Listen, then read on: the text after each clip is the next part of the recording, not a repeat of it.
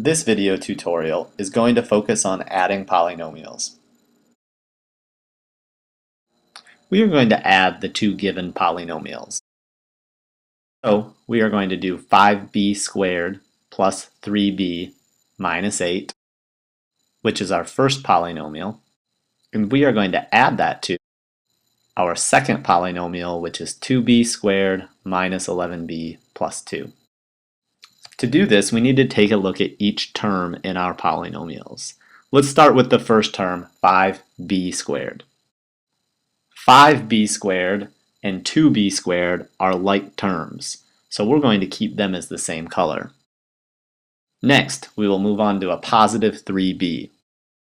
3b and negative 11b are like terms, so we'll keep them as a different color. It is clear to see now that our final two terms, negative 8 and positive 2, are like terms, so we'll make them a different color. Now that we have identified the like terms in each polynomial, we want to try to organize our problem by lining up our terms. Notice that after lining up our terms, we still have our first polynomial added to our second polynomial. It is just written differently. Now we can combine our like terms. When we do 5b squared plus 2b squared, we get 7b squared. When we do a positive 3b plus a negative 11b, we get a negative 8b. And when we do a negative 8 plus a positive 2, we get negative 6.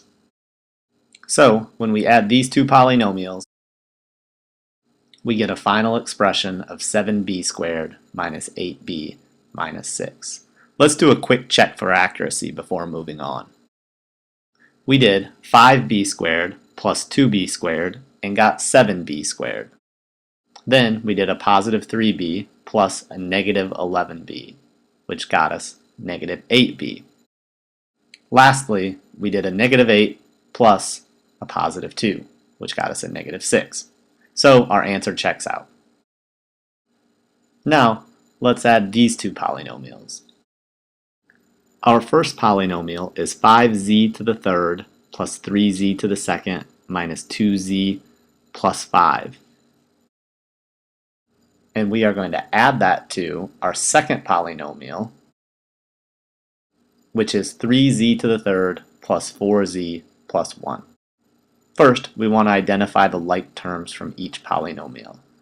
The first is 5z to the third and 3z to the third.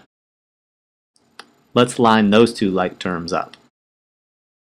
We move on to our next term, which is a positive 3z to the second. Notice in our second polynomial that we do not have a term to the second power, so 3z to the second does not have a like term. So we move 3z to the second down by itself. We move to the next term, which is a negative 2z. In the second polynomial, positive 4z is the like term.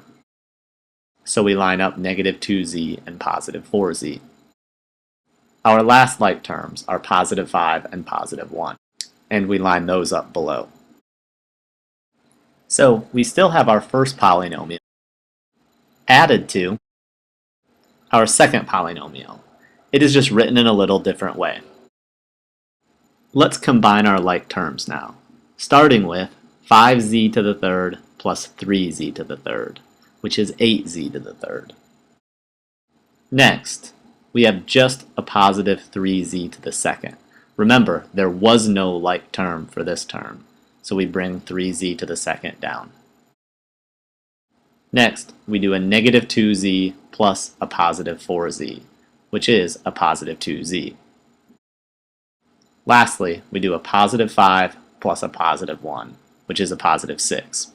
So when we add these two polynomials, we get the expression 8z to the third plus 3z to the second plus 2z plus 6.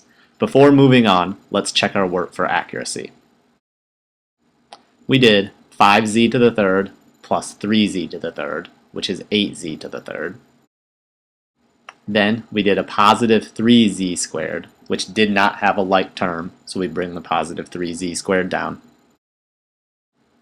We did negative 2z plus 4z, which is positive 2z, and a positive 5 plus a positive 1, which is a positive 6. So our answer checks out.